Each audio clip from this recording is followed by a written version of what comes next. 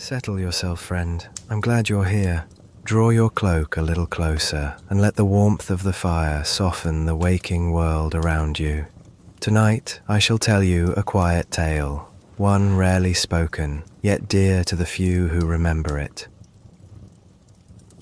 If you wander far enough into the sunlight of Astora, you may find a small chapel where the dust never seems to settle, and where a young knight once knelt long before his fate led him to the damp stones of an asylum.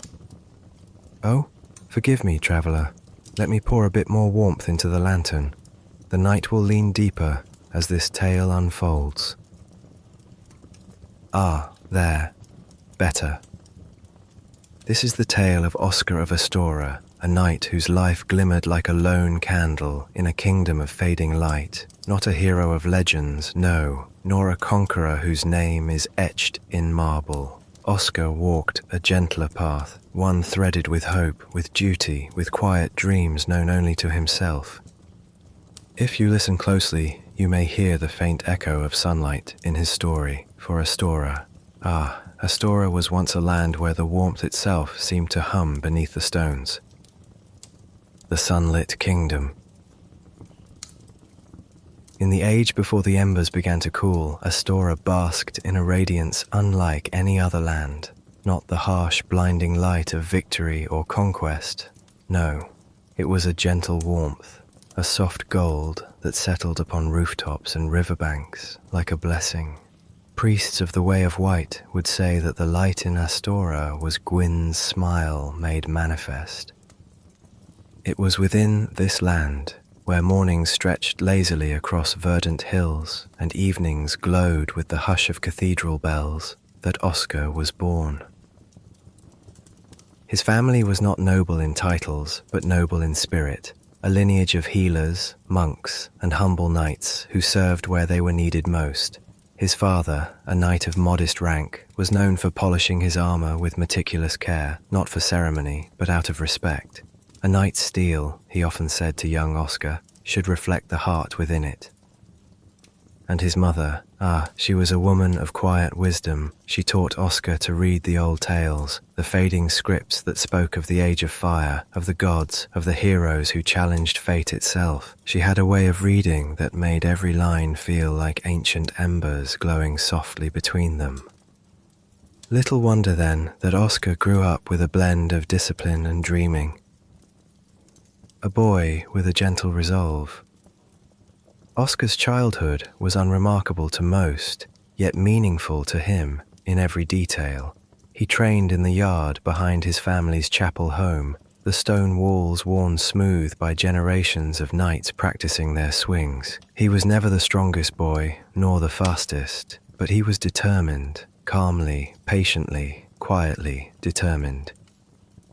Each dawn, before the sun fully warmed the dew on the cobbles, he would kneel at the small shrine in his home and whisper a simple vow, "Let me bring light where shadows gather." It was not a vow of glory, not of conquest.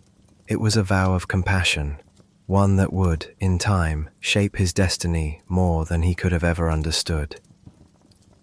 The elders of Astora saw promise in him, though he did not shine with flamboyance. Instead, Oscar possessed a rare steadiness. When others rushed, he listened. When others bragged, he reflected. When others sought praise, he sought purpose. A strange boy, perhaps, but a good one. When Oscar came of age, he joined the Knights of Astora, not the famed sunlight warriors who adorn their armor with radiant crests, but a quieter order aligned with the Way of White.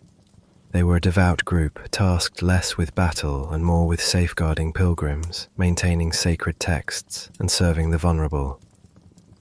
His training was long and methodical, sword play under warm skies, shield drills in the echoing halls of old cathedrals, days spent learning the subtleties of miracles, not powerful ones, but small workings meant to heal, to comfort, to protect. And in all this time, Oscar carried with him that gentle vow from childhood. Some of the older knights would chuckle softly when they saw him offer water to weary pilgrims or stay behind to help carry supplies that others ignored. But their laughter was never mocking. They admired him, quietly, in the way warriors respect consistency over spectacle. It began as murmurs in the marketplace. Stories of people branded by a mysterious dark sign. Whispers that the undead were being rounded up and taken somewhere. Oscar listened, as he always did, with patience and a soft concern. He asked questions. He read the old scriptures, searching for meaning. He prayed for clarity in the quiet hours past midnight, when the world outside his window fell still. The way of white grew troubled. Priests whispered of a prophecy, of an undead who would rise from a distant asylum to rekindle the fading age of fire or bring about its end. Over time, he earned the title Knight of Astora. His armor was simple but lovingly maintained. His blade was well balanced, not ornate, and around his neck he wore a modest emblem of sunlight, a token from his mother. Life might have continued this way for him, peaceful and humble, had the world not begun to dim. It began as murmurs in the marketplace.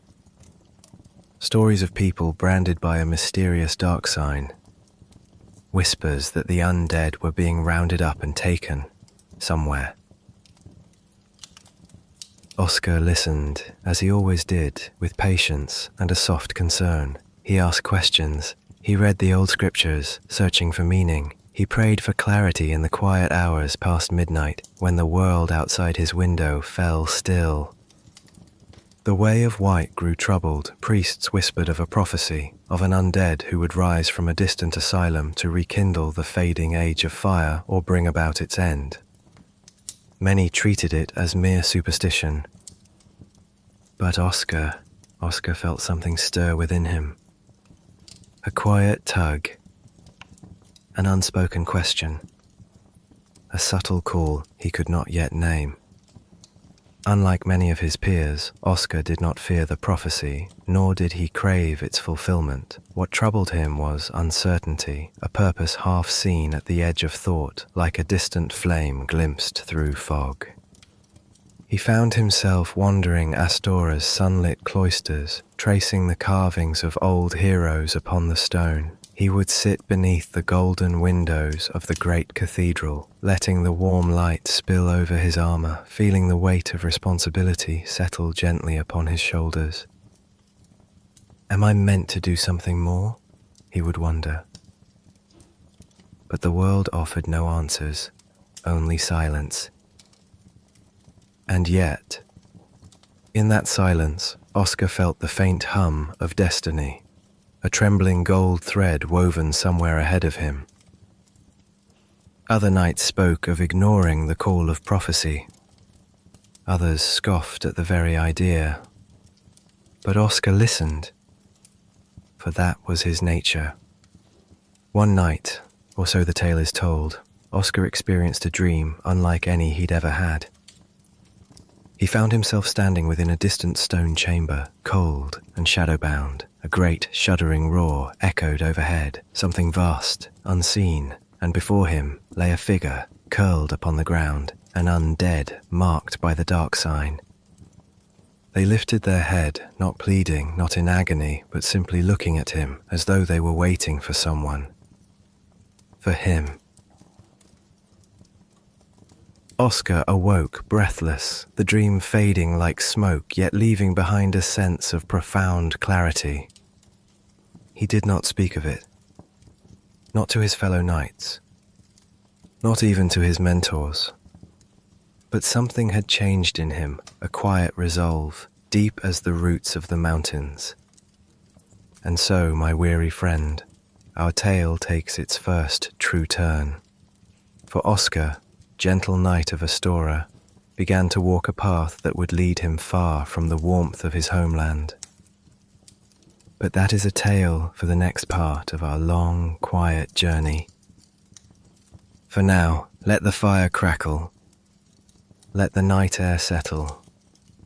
The story is far from over, and the road ahead leads toward mist and prophecy, and the quiet bravery of a man who sought only to bring light where shadows gathered. In Astora, the sunlight had not yet vanished, but it had changed. It no longer danced with the same carefree shimmer upon the riverbanks. It no longer warmed the stones of the great cathedral with the same golden hum. It felt thin, stretched, tired, like an old tapestry beginning to fray at the edges. The priests whispered of it in the early mornings, when only the most devout were awake to tend the candles. "The age of fire weakens," they murmured. "The flame wanes. The gods grow distant." Oscar heard these whispers as he moved through his duties, training squires, aiding pilgrims, repairing old relics left behind by time. He hid his unease, but the feeling gnawed at him all the same.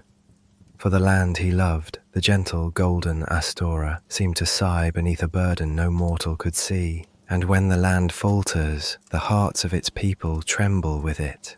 The first true sign of change came not from priests nor scholars, but from wanderers, travelers who had drifted through Lordran and returned with stories carved into their eyes, stories of undead. Now, understand this well. Undeath had always been a distant myth to many in Astora, an affliction spoken of in the same breath as curses and ill luck. But now it was real, tangible, marked upon the flesh of men and women who bore the dreaded dark sign. The Way of White responded with fear, and with fear came decisions. Undead were captured, branded, taken to a remote northern asylum. Locked away, Oscar felt the shift like a cord pulled too tight. He saw not monsters but people, people frightened, people alone, and in the quiet hours of dawn, as he knelt at the shrine in his home, he prayed for guidance, not out of confusion, but compassion. For in his dream, the undead had not begged nor threatened. They had simply looked at him, waiting. Waiting for what? He did not know. The Way of White held tightly to the prophecy of an undead chosen to escape the asylum and journey to the land of ancient lords. But what they understood of it was fractured, resembling more a patchwork of fading scripture than a clear vision of the future. Still, it was enough to unsettle them. Some priests believed the chosen undead would bring salvation. Others whispered that their coming would hasten the twilight of the world. But in quiet corners of the cathedral, Oscar overheard one elder say, "Should a chosen undead arise, they will need a guide, a spark, a hand to open the way." These words lodged deep in Oscar's heart. Not because he thought himself important. In truth, he never once imagined he could be the one to fulfill any grand role. But because a hand to open the way sounded so profoundly simple and profoundly noble. A kind gesture, a final kindness even, a light given to another in their darkest hour. And that, above all else, was the life Oscar had always tried to lead. As weeks passed, Oscar found himself returning to the same dream, the same cold chamber, the same undead figure awaiting him. It was not a vision of terror, not a warning, but a calling, gentle, persistent, like a distant bell ringing for only him. He tried to ignore it at first. He focused on his duties. He walked the sunlit cloisters of Astora, letting the warmth calm him. But fate, in its quiet way, continued to speak. He would see a raven perched upon a windowsill, watching him with a piercing stillness. He would notice how the morning bells seemed to echo longer than they should. He found himself drawn to old texts he had never cared for before, pages that spoke of the gods' waning influence, of the link between undead and destiny, and always, that dream lingered. One evening, Oscar's mentor, a soft-spoken knight named Sir Eldric, found him staring out over the fields of Astora as the sun dipped behind the mountains. "Your mind is heavy," Eldric said gently. "Tell me what troubles you." Oscar hesitated, then replied, "I feel called to something, but I do not know by whom or why." Eldric considered him with warm, understanding eyes. "There comes a time," he said, "when service ceases to be about duty and becomes about faith. Not faith in gods alone, but faith in the goodness you carry. The world is dimming, Oscar. If you feel a pull to bring even a whisper of light into the darkness, then listen to it." Oscar bowed his head. I am afraid." "Good," Eldrick whispered. "Then you understand the weight of your choice." It was the closest anyone had ever come to acknowledging Oscar's burden, and in doing so, the old knight gave him the courage he needed most. Oscar did not announce his departure. He did not rally troops or seek permission from high-ranking priests. He simply prepared. At dawn each morning, he polished his armor with steady hands, breathing in the familiar scent of the oil his father once used. He sharpened his sword with careful strokes, not seeking lethality, but readiness. He rewrote old prayers into a small leather-bound journal so he could carry his mother's wisdom with him. He visited the shrine one last time, though he spoke no words aloud. Some things are too sacred for language. And he packed lightly, for the journey ahead had no promise of comfort. A water skin, some dried herbs, his emblem of sunlight, a small cloth bundle of bread, and the determination that whatever lay ahead, he would face it with dignity and compassion. Do you feel it, friend? The story shifts now, subtly, like the moment between sunset and night. For Oscar's path is no longer held in the gentle embrace of Astora's warmth. He is stepping toward the unknown, toward mist, toward destiny shaped not by triumph, but by quiet sacrifice. Let me continue. It was early morning when Oscar departed, so early that even the cathedral bells had not begun their song. The sky was a soft violet, the kind of color that looks almost like a held breath. He stood on the hill overlooking his homeland, the fields, the river glistening faintly, the rooftops just catching the newborn light. He whispered a simple farewell. "Let my light reach farther than my steps."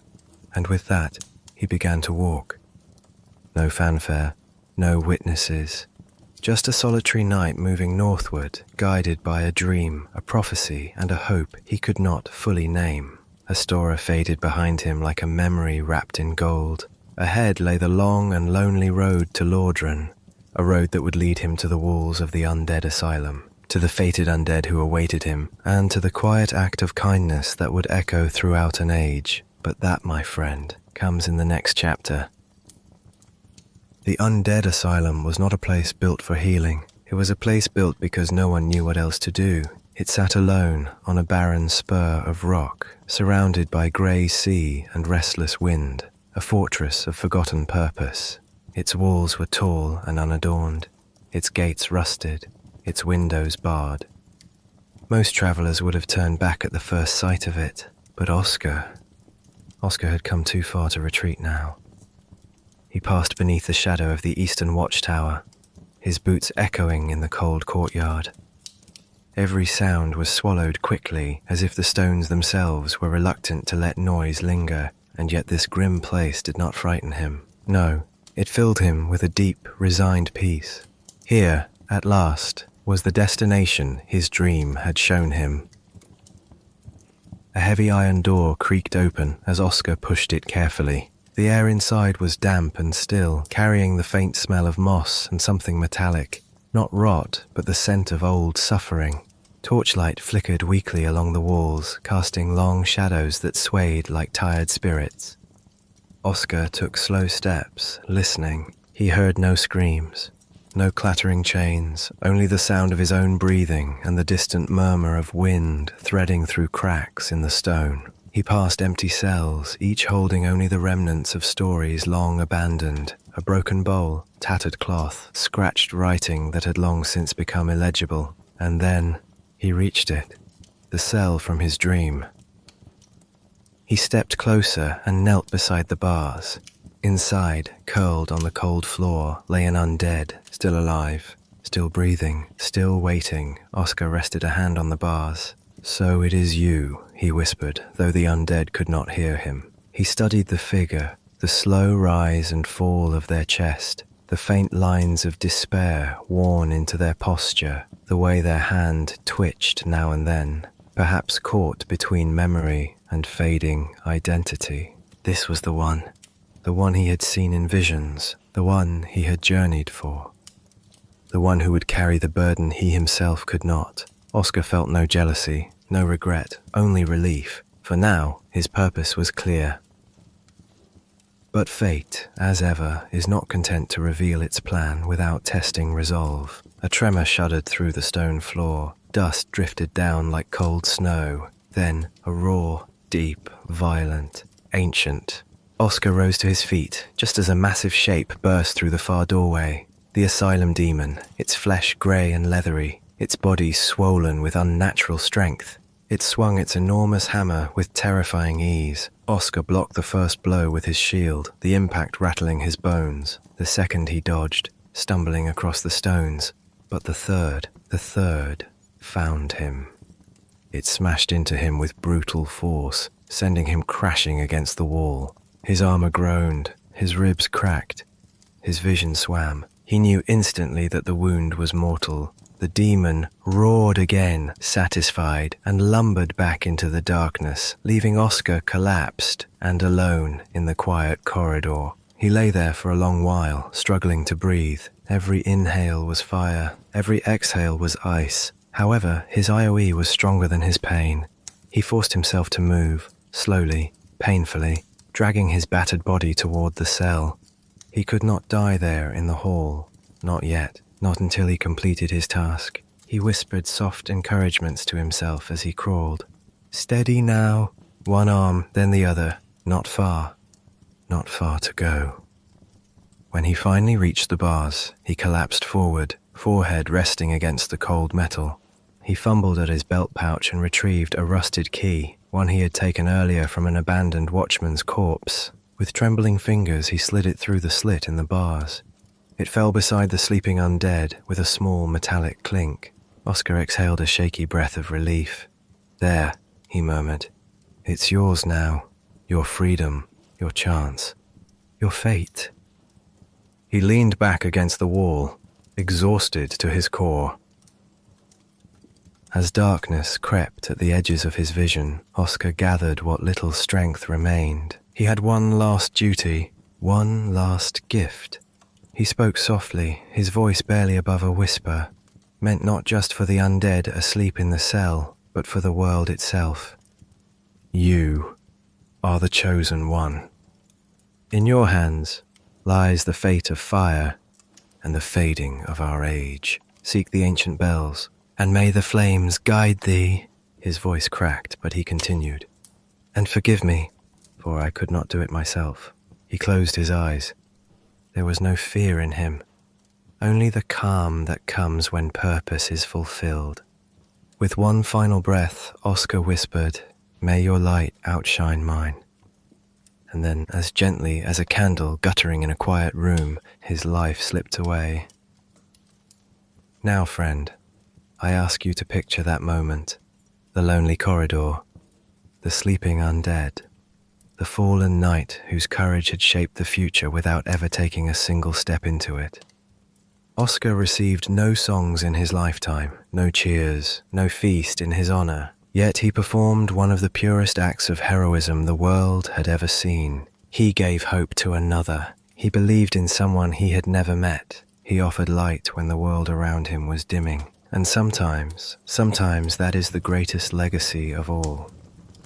When the chosen undead awakens, they find the key. They open the door. They push forward on a journey that will echo through ages. They never know how far Oscar traveled. They never hear of the villages he comforted, the cold nights he endured, the undead he blessed, the world he bore witness to as it dimmed. But you know, and now perhaps, when you next begin your journey through Lordran, you may spare a quiet moment for the Knight of Astora. Not for his strength, not for his sorrow, but for the warmth of his heart. For even in a world built on death and fire, Oscar carried a gentleness that refused to fade.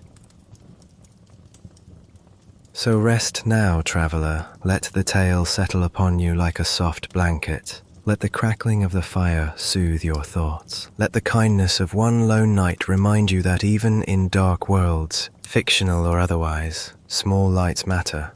And if you ever feel lost on your own road, remember Oscar's story. He walked into darkness not to be a hero, but to make sure someone else had the chance to be. Good night, friend. And may your flame burn gently.